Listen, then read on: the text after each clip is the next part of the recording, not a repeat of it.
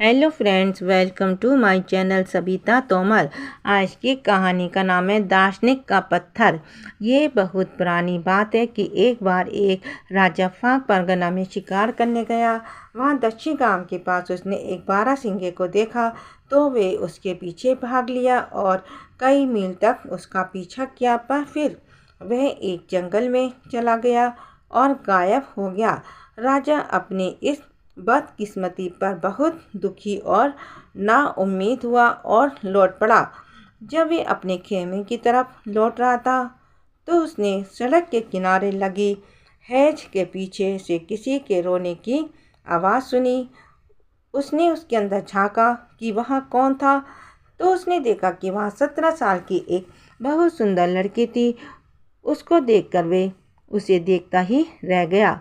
उसने उससे बड़ी नम्रता से पूछा, तुम कौन हो और यहाँ क्या कर रही हो? वे बोली, जनाब, मैं चीन के एक राजा की बेटी हूँ। मेरे पिता एक लड़ाई में बंदी बना लिए गए हैं और मैं अपने पिता के दुश्मन की बंदी बनाए जाने के डर से वहाँ से भाग निकली हूँ। मैं पहले एक जगह गई जहाँ मैं डूब जाना चाहती थी, पर गांव वालों को मेरे इरादों का पता चल गया। उन्होंने आकर मुझे बचा लिया। उसके बाद मैं यहाँ चली आई। आपने मेरी कहानी तो सुन ली, अब आप अपनी बताएं। राजा बोला, ओ सुंदरी, मैं इस देश का राजा हूँ और शिकार करने निकला हूँ। यह मेरी खुशकिस्मती है कि मैंने तुम्हें देख लिया, वरन तुम यहाँ पता नहीं कब तक अकेली पड़ी रहती। ये सुनकर वे लड़की रो पड़ी। राजा ने फिर पूछा, सुंदरी, तुम क्यों रोती हो? लड़की बोली, मैं अपने माता पिता और देश के लिए रोती हूँ। मैं अपने लिए भी रोती हूँ। मैं यहाँ क्या करूँगी? मेरा यहाँ कोई घर नहीं है, मेरा यहाँ कोई दोस्त नहीं है। बिना घर और दोस्त के मैं कैसे रहूँगी? राजा बोला, तुम रो नहीं, आगे से मैं तुम्हारी देखभाल करूँगा। आओ मेरे साथ, मेरे महल चलो, अब से तुम वहीं रहना। लड़की बोली, हाँ, मैं आपके साथ खुशी खुशी चलूँगी।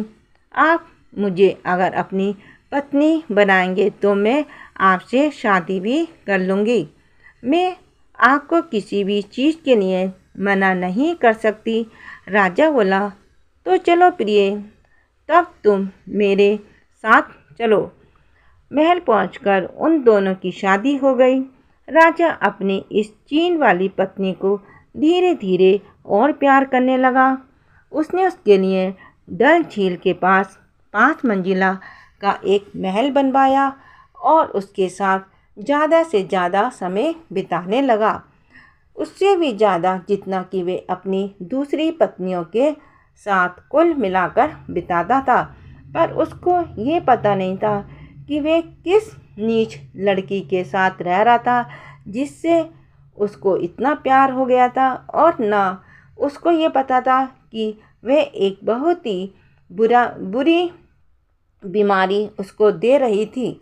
धीरे धीरे राजा के पेट में दर्द रहने लगा।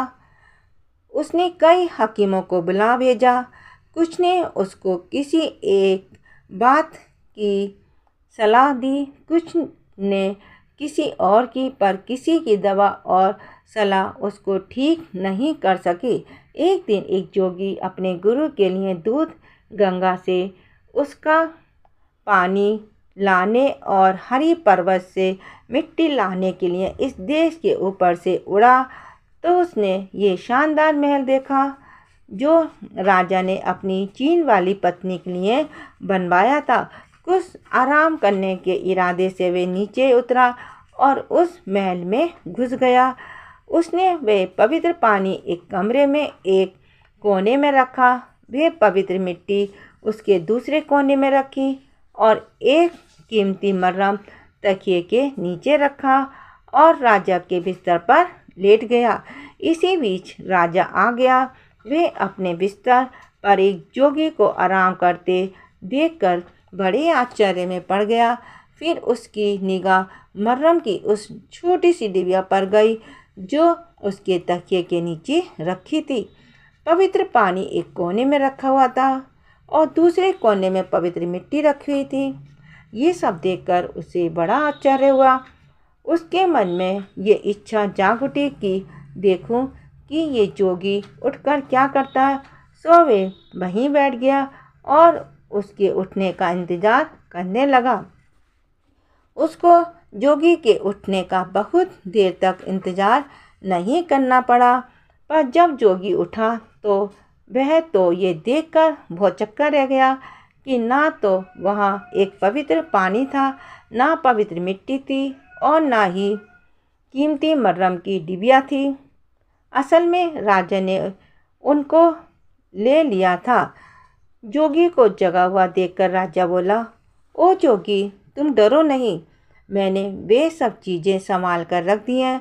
अब तुम मुझे ये बताओ कि तुम यहाँ कैसे और क्यों आए, फिर मैं तुम्हें वे दे दूँगा। जोगी ने उससे सब कुछ बता दिया और राजा ने भी उसकी वे चीज़ें उसे वापस कर दी। उसने राजा को फिर सिर झुकाया और महल छोड़कर चला गया। वे बहुत जल्दी ही अपने गुरु के पास पहुंच गया। गुरु ने उसके देरी से आने की वजह पूछी तो उसने उनको अपने देरी से आने की वजह बता दी। उसने उनको ये भी बताया कि कैसे वे राजा के बिस्तर में सोता पाया गया और राजा ने उसे कैसे उस बातचीत की। गुरु ने जब ये सुना तो वे बोला, वे आदमी अच्छा था, मैं उसका आभारी हूँ कि उसने तुम्हें तुम्हारा कीमती मर्रम और दूसरी चीज़ें वापस कर दी। चलो मुझे तुम उसके पास ले चलो। उस मर्रम की सहायता से वे दोनों उस देश के ऊपर उड़े और राजा के पास पहुँचे। जोगी ने राजा से कहा कि उसके गुरु उससे मिलने के लिए और उसे धन्यवाद देने के लिए आए हैं कि वे आपके बहुत आभारी हैं कि आपने मुझे उनकी चीज़ें वापस कर दी। तब गुरु ने कहा, हाँ, मैं आपको धन्यवाद देने के लिए आया हूँ। आप अपनी खुशी से मुझसे कोई भी चीज़ मांग लें, मैं आपको वे दे दूँगा। राजा उसके सामने झुकते बोला, ओ ऋषि, मुझे एक रोग लग गया है, मेरा पेट बहुत दर्द करता है। सारे हकीमों की कोई जानकारी उसको ठीक नहीं कर सकी। अगर आप उसको ठीक कर दें तो मैं आपका बहुत आभारी होऊंगा। ऋषि ने उसकी तरफ देखते हुए कहा, ठीक है, आप मुझे अपना पेट दिखाइए। कुछ देखकर उसने राजा से पूछा, क्या आपने अभी अभी कोई नई शादी की है? हाँ, कहकर राजा ने उसको अपनी चीनी पत्नी से मिलने के हालात और फिर उससे शादी की बात पूरी तरीके से बता दी। ऋषि बोला, मुझे इसी का शक था, अगर आप बिना दवा के 40 दिन और रहते तो आप मर जाते, पर अब आप सुरक्षित हैं। मैं आपको ठीक कर सकता हूँ। जो मैं कहता हूँ आप वही करें, तो आपको डरने की कोई ज़रूरत नहीं है। आप आज की शाम अपने रसोइये को अपनी पत्नी के खाने ज़्यादा नमक डालने के लिए कहिए और फिर उस कमरे में जहाँ वे सोती है वहाँ ये पक्का कर लीजिए कि पीने के लिए पानी ना हो।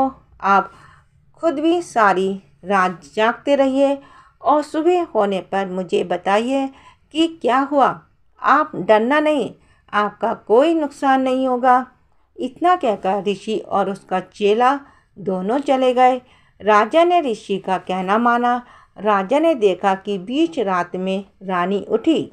उसको प्यास लगी थी। उसने पहले अपने कमरे में पानी खोजा, पर पानी ना मिलने पर पहले उसने देखा कि उसका पति सोया हुआ है या नहीं। फिर उसने एक सापिन का वेश रखा और बाहर चली गई। वे झील पर पानी पीने के लिए गई। वहाँ जाकर उसने पानी पिया और पानी पीकर अपने कमरे में वापस आकर फिर एक स्त्री का रूप रखा और अपने बिस्तर पर सो गई।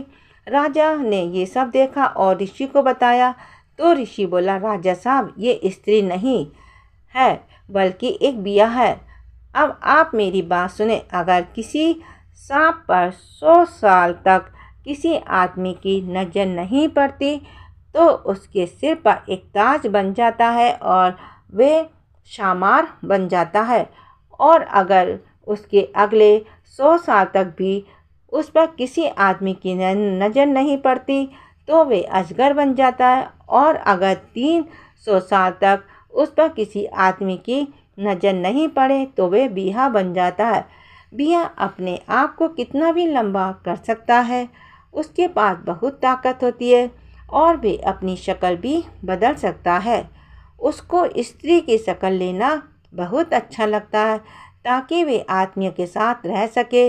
राजन, आपकी पत्नी वही है।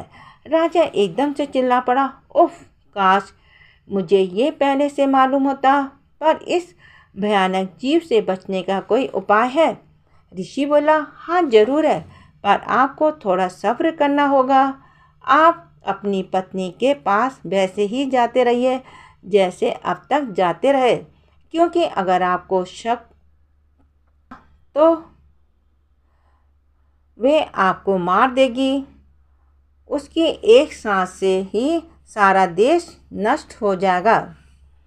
इस बीच आप लाख का एक घर बनवाइए और उस पर सफ़ेद रंग की कलई पुतवा दीजिए ताकि उसकी लाख दिखाई ना दे। उसमें 4 कमरे होने चाहिए, एक बैठने का कमरा, एक खाना खाने का कमरा, एक सोने का कमरा और एक नहाने का कमरा। खाने के कमरे में एक कोने में एक बड़ा ओवन होना चाहिए जो ढका हुआ हो।